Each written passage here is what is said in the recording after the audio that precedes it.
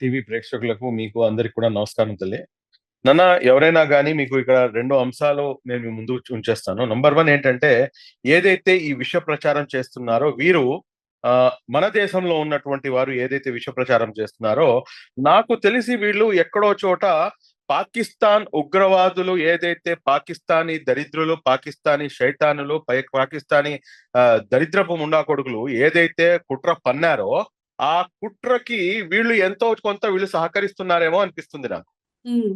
అదేంటండి ఇంత డైరెక్ట్ గా తీసుకెళ్లి లింక్ పెట్టేస్తారేంటండి అని. ఎస్, ఎందుకంటే భారతదేశం యొక్క సమైక్యత, సమగ్రత, మా యొక్క ఇంటిగ్రిటీ మొత్తం ప్రపంచం అంతా ఒకెత్తు, మన భారతదేశం ఒకటే ఒకవైపు ఉంటుంది. ఎందుకంటే దీనికి ఉన్నటువంటి ప్లూరిజం అలాంటిది, భిన్నత్వంలో ఏకత్వానికి మారు పేరు మన భారతదేశం.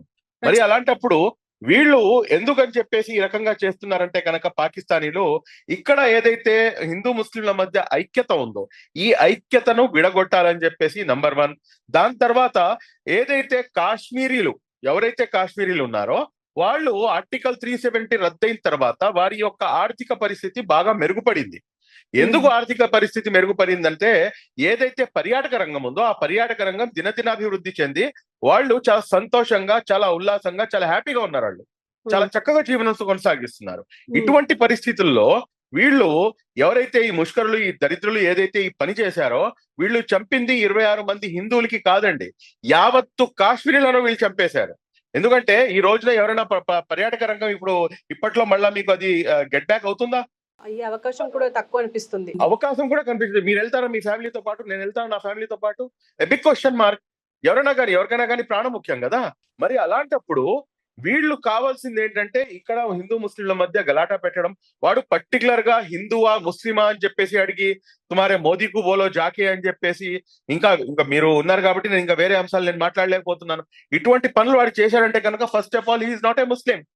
ఎందుకంటే ఏదైతే బేసిక్ రూల్స్ ఉన్నాయో ఇస్లాం ధర్మానికి చెంది, ఇస్లాం ధర్మం చాలా స్పష్టంగా చెప్తుంది, ఇస్లాంలో జబర్దస్తి లేదు, లా ఇక్రాహ ఫిద్దీన్ అంటుంది. అంటే జబర్దస్తి ఏ మాత్రం కూడా లేదు. వాడు అక్కడ నువ్వు జబర్దస్తి చేసావు.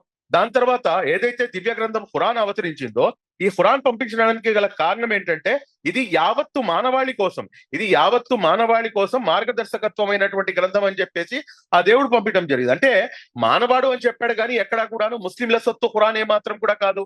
అదే విధంగా ప్రవక్త మొహమ్మద్ సల్లల్లాహు అలైహి వసల్లం గారి పేరు తీసుకునే ముందు మేము కారుణ్యమూర్తి మొహమ్మద్ ప్రవక్త సల్లల్లాహు అలైహి వసల్లం అంటాం. అంటే ఆయన ఈ ప్రపంచానికే ఒక శాంతి దూతలాగా ఆయన్ని పంపించాడు ఆ దేవుడైనటువంటి అల్లాహ్ సుబ్హానహు వ తఆలా. మళ్ళీ అలాంటప్పుడు నువ్వు ఆయన హ్యుమానిటీ కోసం ఆయన్ని పంపిస్తే నువ్వు ఏదో నీ సొత్తులాగా నువ్వు భావిస్తున్నావు. లాస్ట్ బట్ నాట్ లీస్ట్, ఏదైతే ఖురాన్ గ్రంథం ఉందో అందులో 5వ అధ్యాయం 32వ వాక్యం, సూర అల్-మాయిదా అంటారు, దాంట్లో చాలా స్పష్టంగా చెప్పారు, ఒక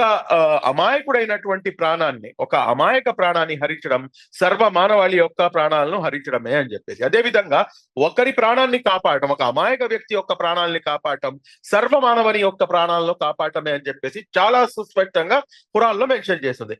ఇప్పుడు నాకు చెప్పండి, ఆ యధవులు ముస్లింలా? నాకు తెలిసినంత వరకు మొత్తం సమాజం చెప్తుంది, యావత్తు సమాజం దే ఆర్ నాట్ ముస్లిమ్స్. అరే, ఇప్పుడు ఇంత క్లియర్ కట్ గా మా వైపు సరే, కాసేపట్లో ఫస్ట్ ఒక 24 hours కోపం ఉంటుంది. నేను కూడాను చాలా కోపాన్ని భరించాను నా తోటి ప్యానలిస్ట్ ని. ఎందుకంటే ఈ సమయం మనం వాదించేది కాదు, మనం వాదించి వాళ్ళకి ఊతమివ్వకూడదు అని చెప్పేసి నేను కూడా చాలా భరించాను. కానీ స్టిల్ అరే బీజేపీ యువ నాయకుడు ఛత్తీస్గఢ్ లో బీజేపీ యువ నాయకుడు చెప్తున్నటువంటి మాట ఏమిటంటే, నాకు ఏదైతే ఈ కాశ్మీరీ డ్రైవర్ ఉన్నాడో ఆ డ్రైవర్ లేకపోతే ఈ రోజు నేను ప్రాణంతో ఉండేవాడిని కాదు అని చెప్పేసి స్పష్టంగా చెప్తున్నాడు. 11 మంది ప్రాణాలను కాపాడాడు అతను ఒక వీడియో కూడా వాళ్ళ మిసెస్ పోస్ట్ చేసింది. ఆ వీడియోలో అతని పేరు ఏదో ఉంది, ఆ పేరు పెట్టి ఆ చిన్న పిల్లోడు 2-3 సంవత్సరాలు ఉంటాయి, ఆ పేరు పెట్టి పిలుస్తుంటే నైనే బేటా చాచా బోల్కే బులావ్, అంటే బాబాయ్ అని చెప్పి పిలువ అని చెప్పేసి అతను చెప్తాడు. వాళ్ళు వచ్చిన తర్వాత వాళ్ళు సోషల్ మీడియా మాధ్యమం ద్వారా పోస్ట్ పెడతారు, మా జీవితం మొత్తం కూడా మేము మీకు రుణపడి ఉంటాం అని చెప్పేసి.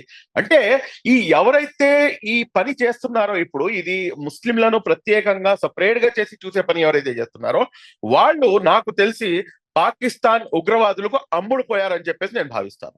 అంటే సార్ ఇప్పుడు ఈ భారతదేశాన్ని ముక్కలు చేద్దాం అనుకుంటున్నారా?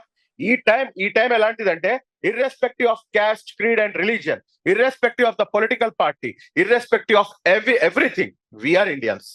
Yes, that's it. There ends the matter. Right. అంటే ఇప్పుడు ప్రస్తుతం ఒక వాదన జరుగుతుంది. అంటే ముస్లిమ్స్ అందరూ ఉగ్రవాదులు కాదు, ఉగ్రవాదంలో ఉన్న వాళ్ళంతా ముస్లిమ్స్ అని అంటున్నారు. దీనికి మీరేమంటారు సార్? మొన్న సిఏఏ ఎన్ఆర్సీ గొడవలు జరిగినాయి. సిఏఏ ఎన్ఆర్సీ గొడవలు జరిగినప్పుడు మీరు ఒక్కసారి మీరు తీసి చూడండి. నువ్వు ముస్లింవా కాదా అని చెప్పేసి చూసి మరీ చంపారు. గుజరాత్ గోత్ర అల్లర్లు జరిగినాయి. అక్కడ ఎవరిని చంపారు, ఎందుకని చెప్పారు? సరే, ఇదంతా వదిలేండి, సాయిబులతో వదిలేండి. మణిపూర్ లో ఏం జరిగింది? మణిపూర్ లో ఎందుకని చెప్పేసి క్రైస్తవుల ఊచకోత కోసారు. అక్కడ మతం చూసి కోయలేదా? సరే, ఇదంతా వదిలేయండి. ఈ దేశానికి అత్యున్నతమైనటువంటి స్థానంలో ఉన్నటువంటి జాతిపిత మహాత్మా గాంధీని ఈ రోజున మీరు టెర్రరిస్ట్ గా, లేకపోతే ఆయన్ని ఒక సంఘ విద్రోహ శక్తిగా ఎస్టాబ్లిష్ చేసే ప్రయత్నం చేస్తున్నారు. వేరే మహాత్మా గాంధీని చంపేసినటువంటి గాడ్సేని మీరు ఈ రోజున అతన్ని ఒక దేశభక్తుడుగా చిత్రీకరించే ప్రయత్నం చేస్తున్నారు. ఎక్కడికి వెళ్తున్నాం మనం? సరే, ఇదంతా వదిలేయండి. రాజీవ్ గాంధీని అసాసినేట్ చేసింది ఎవరు? ముస్లింలా? ఎన్నని చూపించాం. నేను కాదు అని చెప్పను. ఎవరైతే ఈ దుర్మార్గం చేశారో ముస్లిం లాగా అతను అసలు శిక్షకి అర్హుడు. అతను అందులో ఎటువంటి అనుమానం లేదు. కానీ ప్రతి ఓడు కూడా ముస్లిమే అంటే కనుక ఇది ఏమాత్రం సమంజసం కాదు. నాకు ఒక మాట చెప్పండి, భారతదేశంలో రేపిస్టులు, మర్డరిస్టులు, లేకపోతే టెర్రరిస్టులు మొత్తం కేవలం ముస్లింసేనా? దొంగతనం చేసేవాడు హిందూ లేడా? దొంగతనాలు చేసేవాడు హిందూ లేడా? దయచేసి మనం మనుషులం, మనం మానవతావాదులం. మతానికి మించినటువంటి ఇది ఈ ప్రస్తుత పరిస్థితిలో ఇంకేది లేదు. ఇప్పుడు ఉన్నటువంటి సిచ్యువేషన్ లో వీటన్నిటిని కూడా మేము ఇంట్లో పెట్టి వీఆర్ ఇండియన్స్ అని చెప్పేసి మమ్మల్ని మేము ఎస్టాబ్లిష్ చేసుకోవాల్సినటువంటి అవసరం ఉంది. అలా కాకుండా దీన్ని కనుక ఇంకా ప్రోత్సహించి సోషల్ మీడియా మాధ్యమం ద్వారా కానీ, మెయిన్ స్ట్రీమ్ మీడియా ద్వారా కానీ ఈ వాదనని కనుక మీరు బలపరిస్తే, ఏదైతే ఈ దేశం యొక్క పునాదులు ఉన్నాయో, ఈ దేశం యొక్క పునాదులు పూర్తిగా వేసై ఉన్నాయి. దేనిపై అమ్మా? ఈ దేశం యొక్క పునాదులు భిన్నత్వంలో ఏకత్వంపై డిపెండ్ అయి ఉన్నాయి. మరి అలాంటప్పుడు అటువంటి పునాదుల్ని కుకిటి వేళ్లతో కదిలి చేయాలని చెప్పేసి ఆ దరిద్రులు వాళ్ళు చేసినటువంటి పన్నాగంలో మనం దాంట్లో అసలు బాసులు అవుతామా? మనం దాంట్లో పార్ట్ అవుతామా? అవ్వాలా? మినిమం కామన్ సెన్స్ పెట్టి ఆలోచించాలి కదా. సరే, first start 24 hours 48 hours okay. But still ఇన్ని విషయాలు బయటకు వస్తున్నా కూడా గానీ ఇంకా ఇవాళ మన విశాఖపట్నం చేరుకున్నటువంటి ఆవిడ, మీరు నిజం చెప్తాను తల్లి, రాత్రి 4:30కి నేను ఆ వీడియో చూశాను. 4:30 నుంచి నాకు నిద్ర పడితే ఒట్టు. నేను యాక్టింగ్ చేయడానికి నేను రాజకీయ నాయకుడిని కాదు, లేకపోతే ఏ రాజకీయ పార్టీలో నేను లేను. నేను ఒక సామాజిక కార్యకర్తని, నేను ఒక సోషల్ పొలిటికల్ యాక్టివిస్ట్ ని. ఆ అమ్మాయి శ్రీకాకుళం, విశాఖపట్నం వాళ్ళ అతని పేరు ప్రభాకర్ గారు అనుకుంటాను, అతన్ని హతమార్చేసినటువంటి పరిస్థితి. ఆ లేడీ వాళ్ళ మిసెస్ గారి యొక్క ఇంటర్వ్యూ చూసిన తర్వాత కళ్ళెమట నీళ్ళు ఆగలేదు. ఏంటి వాళ్ళు చేసినటువంటి తప్పు?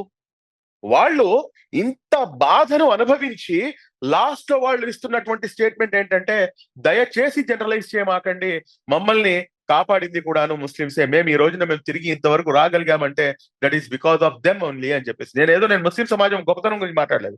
మీది తినాలి మాది తినాలి అసలు నా దగ్గర ఉండదు. అరే, మినిమం కామన్ సెన్స్ అనేది ఉంటుంది. ఒక మనిషికి వాడు మనిషి అని చెప్పేసి ఈ రోజున చెప్పాల్సినటువంటి పరిస్థితి ఏర్పడింది. కుక్కకి నువ్వు కుక్కవి అని చెప్పి చెప్పాల్సిన అవసరం లేదు. పందికి నువ్వు పందివి అని చెప్పి చెప్పాల్సిన అవసరం లేదు. అరే, నువ్వు మనిషివిరా, నువ్వు కడుపుతో అన్నం తింటున్నావు నువ్వు. అరే, మినిమం కామన్ సెన్స్ పెట్టి మాట్లాడు. ఎవరైతే ఎదవలు ఉన్నారో ఆ ఎదవల గురించి మాట్లాడు.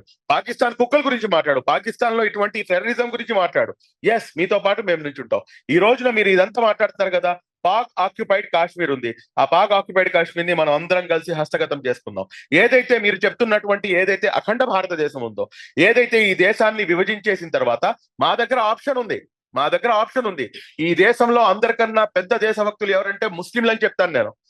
నేను దానికి చెప్పడానికి కూడా కారణం ఉంది. ఎందుకంటే నా దగ్గర ఆప్షన్ ఉంది. I can go to that country, but I have not chosen that country. I have chosen India as my country. Why?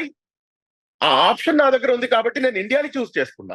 ఈ రోజున మా దేశభక్తిపై, మా దీనిపై మీరు పదే శంకిస్తూ ఉంటే దేశం ఎక్కడికి వెళ్ళిపోయిద్దమ్మా?